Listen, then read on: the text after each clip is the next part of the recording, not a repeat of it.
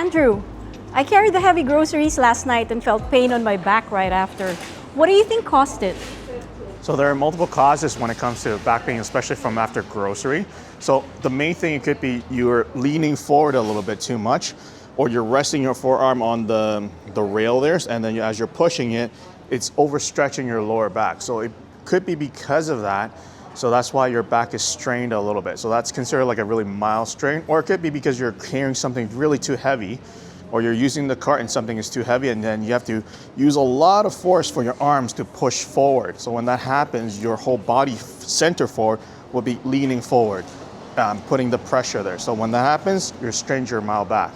So as you continue doing that, and so that will add on to more strain and more tissue being stretched out. So some things you can do for it, you can use a heat compression, like a heat pack on the lower back for about 10 minutes, and that will help with that situation.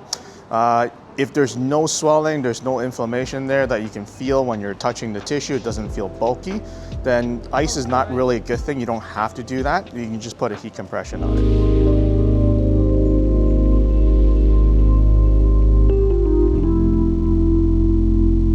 Not necessarily. You might have just a really mild strained tissue. Not exactly there's like an actual full-on injury.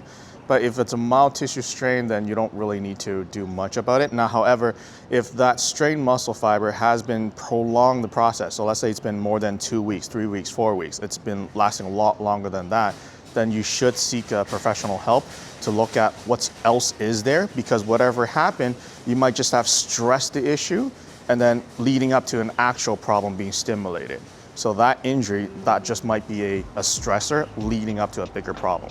So you might want to still see a professional help if that problem has been there longer than 3-4 weeks, for example.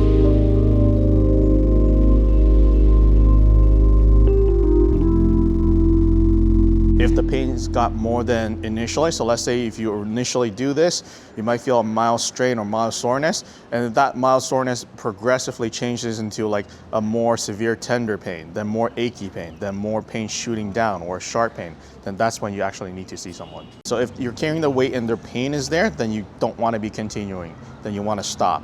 However, if there's no pain, then you can just continue lifting, it's fine. What if the pain comes after? Like I don't feel it when I carry, but then after a few minutes or hours. Then you should stop because the strain might have gotten worse.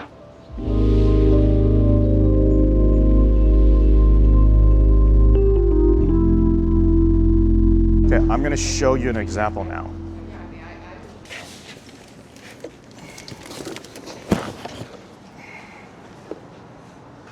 So whenever we're carrying anything heavy, it's best not to hold on to a box where it's away from your body. You want to hold it on to as close as possible, especially when something is very heavy.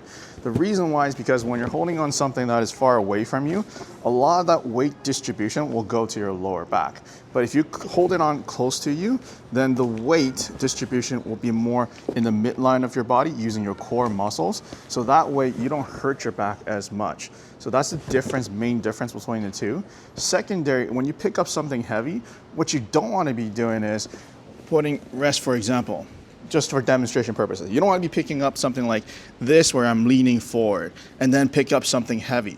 Because if this were to be about 40 or 50 pounds, where I normally don't lift up something like this normally, then I'm stressing my back a lot. Like I'm putting a lot of pressure into that lower back muscle where it's not contracting as much. And therefore that's going to cause strain of the muscle tissue. Like it's called a mild strain or a grade 2 strain. Sometimes the muscle can be ripped slightly or micro tear.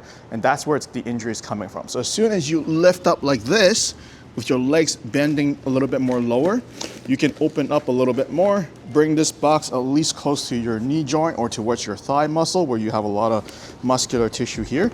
And then you can push yourself up that way so you don't strain on your back muscle. That's a major difference between when you're carrying a box.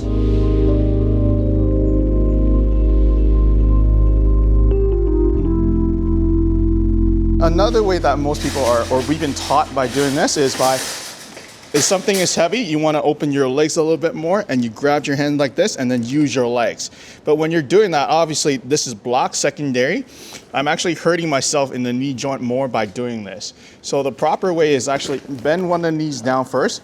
You can bring something heavy towards the thigh muscle, which is your bigger muscle, and then you twist it back up, your heel's touching to the floor, and then you can push yourself up. So that way you're not overly straining the back muscle, and you're using these muscles because they're much more stronger because they're holding on your body weight as you're picking the box up.